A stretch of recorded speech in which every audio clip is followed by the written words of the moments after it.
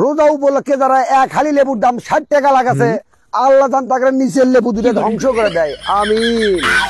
না রে ভাই কি বলে, তবে লেবুর দাম যে হারে বাড়ছে, আগে যে লেবু 10 টাকা 20 টাকা দামে পাওয়া যেত সেই লেবু এখন এক হালিয়ে 60 টাকা। চিন্তা করা যায় ভাই, লেবু এই রমজান মাসে যে দামটা বাড়ছে। আসসালামু আলাইকুম, কেমন আছেন আপনারা? তো আশা করি রমজান মাসে সবাই রোজা অনেক ভালো কাটতেছে। তো আসেন এই সময় রমজান মাসে কিছু ভাইরাল মিমস ভিডিও দেখি। এখন তো রোজার মাস, আমার ক্লাস এখন অফ। আচ্ছা ঠিকই আছে, সারা বছর তো নাচা কুদার উপরে থাকে, এই একটা মাস অন্তত নাচা কুদা অফ থাকে। এই কাজটা কারা করেন বলেন দেখি? টিকটকাররা ভাই এই কাজটা সব থেকে বেশি করে, তাদের নাচা কুদ্দা বন্ধ হবে না। এটা কত করে দিচ্ছেন? 800 টাকা পার পিস, 550 গ্রাম কাঁচা মাংস। অরিজিনাল খাসি তো? অরিজিনাল খাসি, এটা শিক্ষিত খাসি, স্কুলের আশেপাশে বড় হইছে। শিক্ষিত খাসি নাকি বলে স্কুলের আশেপাশে বড় হয়েছে? স্কুলের আশেপাশে যেসব খাসি বড় হয় তারা তাহলে শিক্ষিত থাকে নাকি? অনন্ত জলিন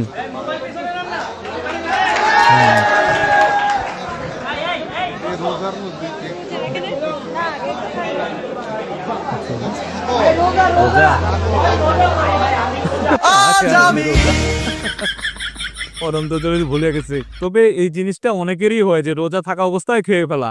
আমারও এরকম হয়েছিল যে রোজা ছিলাম, ভুল করে খেয়ে ফেলছি। তবে এই কাজটা সব থেকে বেশি হয় কোথায় জানেন? যখন আমরা ইফতার বানাই সে সময় কিন্তু অনেক বেশি হয়। ইফতার বানাইতে বানাইতে হুট করে একটা জিনিস মুখে ঢুকাই দিই, এই কাজটা কিন্তু ওই সময় বেশি হয়। আপনারা কমেন্ট করে জানিয়েন তো যে এরকমটা আপনাদের হয়েছে কিনা।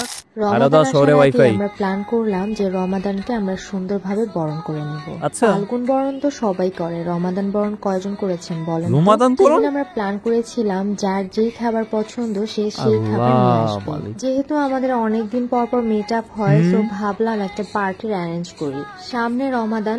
তো ভাই এরা তো কনফার্ম জান্নাতি রে ভাই। হ্যাঁ, রমাদান বরণ করতেছে। এদের ভিডিওটা দেখা আমার পাপ হচ্ছে নাকি? আমি তো উজু ছাড়াই এদের ভিডিওটা দেখতেছি রে ভাই। আল্লাহ এদেরকে হেদায়েত দান করুক, আর কিছু বলার নাই। হিন্নানিল্লাহ।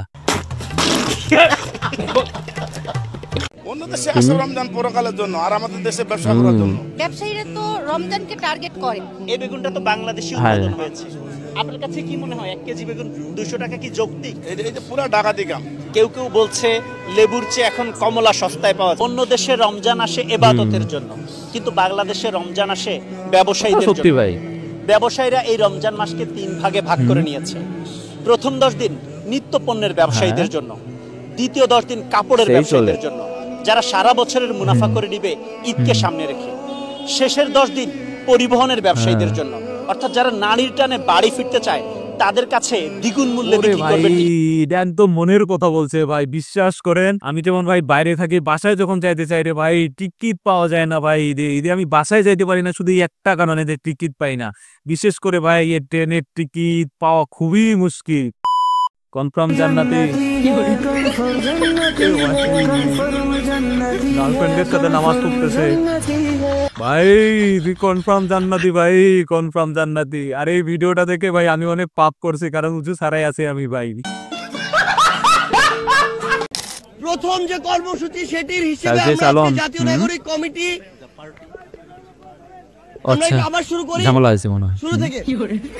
আমরা আমাদের জায়গা থেকে আমাদের জাতীয় নাগরিক কমিটি, জাতীয় নাগরিক পার্টির যে পথ চলা, ভুলে গেছে মানে জাতীয় নাগরিক পার্টির নামটা তো হয়তো অনেক হার্ড হয়েছে, এই জন্য সার্জিস আলম উচ্চারণ করতে পারে না। তবে ক্যামেরার সামনে বলা খুব মুশকিল রে ভাই।